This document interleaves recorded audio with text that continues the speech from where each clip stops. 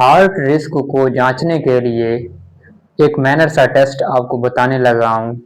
ये टेस्ट हर उस आदमी को करवाना चाहिए जिसकी एज 35 से अबव है।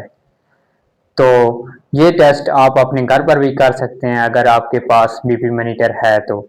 अगर नहीं है तो आप किसी भी डॉक्टर के पास जाकर वहाँ से अपना ये बीपी टेस्ट करवा सकते हैं। तो वो कौन सा टेस्ट है? ABPI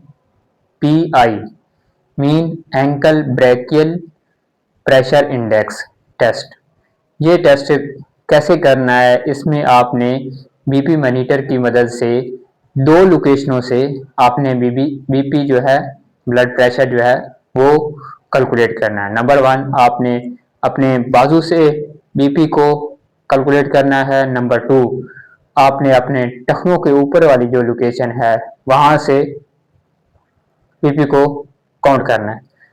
और इनका जो सिस्टोलिक बीपी होगा, सिस्टोलिक ब्लड प्रेशर जो होगा, उसको आपस में डिवाइड करना है। एंकल पॉइंट से जो आपने बीपी लिया है उसका सिस्टोलिक बीपी, और आपने जो बाजू से बीपी काउंट किया है उसका सिस्टोलिक बीपी, इन दोनों को डिवाइड करना है। अगर तो इसका रिजल्ट, इसका आंसर एक आता है, मतलब दोनों की वैल्यू, दोनों की कैलकुलेशन सेम है, तो ये नॉर्मल है।